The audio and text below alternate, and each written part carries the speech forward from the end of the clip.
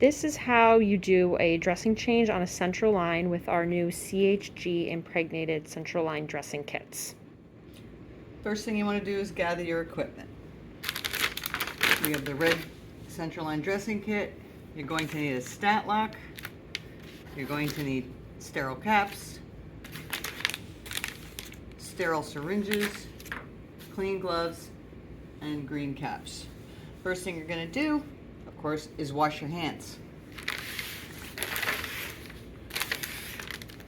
You can unwrap this kit.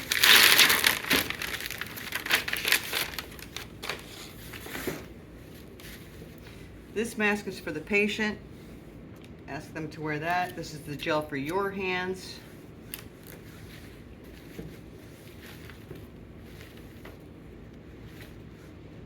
You can take out the sterile gloves and the sterile field, lay those aside, empty your kit.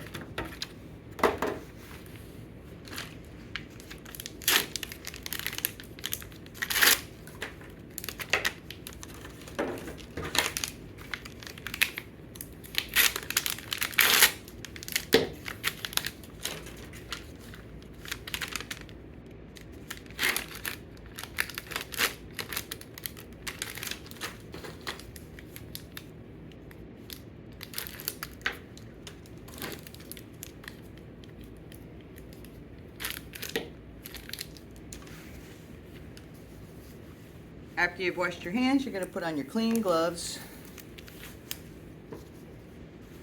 and take off the pick dressing. You always want to start on the bottom. There's a little perforation on the bottom, so if you can get to it, it splits in half. You always want to start from the bottom up so you don't pull the catheter out. I like to stabilize it about here. The CHG is rather gummy. Make sure it's not pulling out the actual pick itself.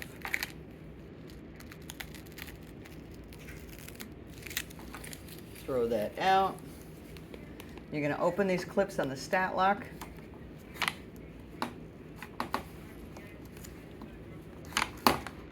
If you can.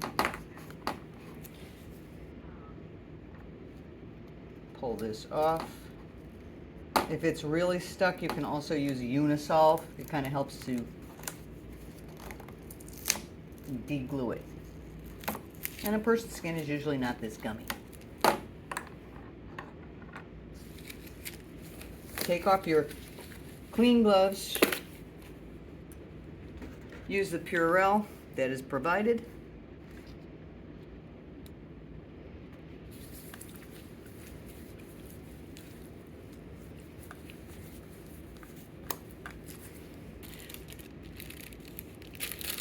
Don your sterile gloves.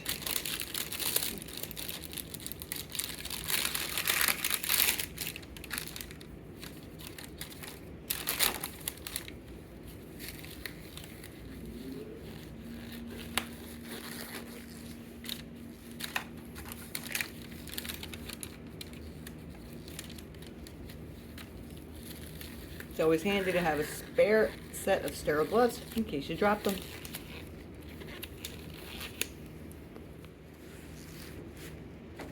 To make things easy, prepare things.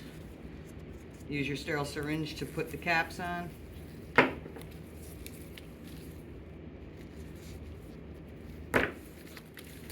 Make sure all your supplies are there.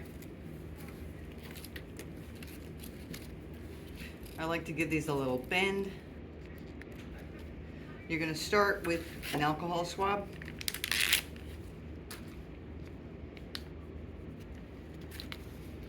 In a circular motion, you're going around the insert site about a 2-inch diameter. Once you touch this, this hand is no longer sterile. You have to keep this one sterile.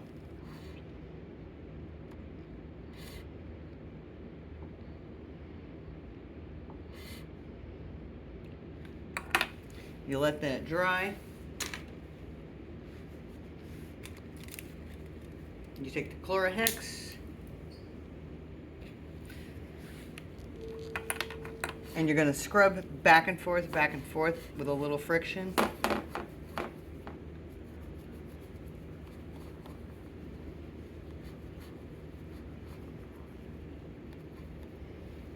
and you let that dry. Urgent message. You want to secure this PICC line with the stat lock. I like to secure it first. These just kind of fit right in here.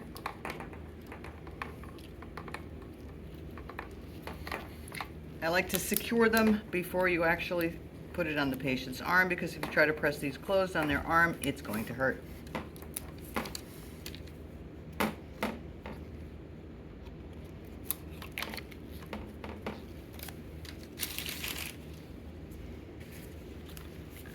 You take the outer cover, peel it off. Make sure that chlorhexidine square is completely over the insert site.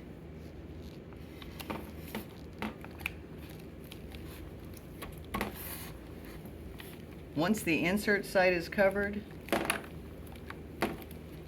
peel the tabs away. Save both ends, you're going to need those for later. You still have to be sterile, but at this point, now that this is covered, you don't have to worry about the no-touch. You're going to take the pants off, place them under so it gives a little more security for if it gets pulled on. And that looks like that. Now you're going to take the caps off. The cap comes completely off. In the middle, give it a swirl and go around that cap 10 times. Try to get the whole circumference and in between those threads. These are the extra alcohol swabs that are provided in the kit. Screw the cap on. Gently, you don't want to hear a crack.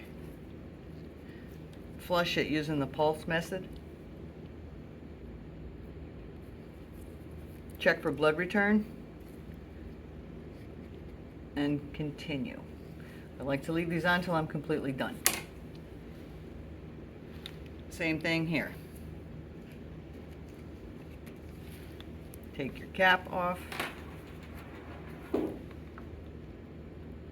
Do the insert and then go around the circumference for approximately 10 seconds.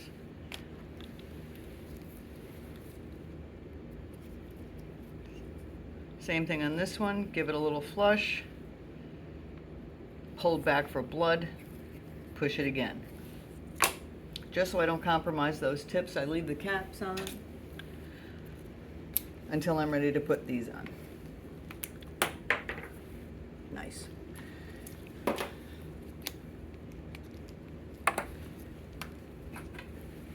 For training purposes, we'll just use this.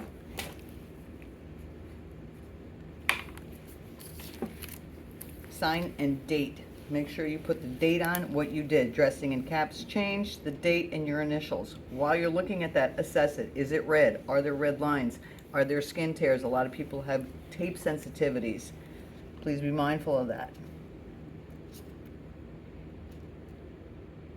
Any questions? Call the IV team. And document your dressing change in the intervention in the medical record.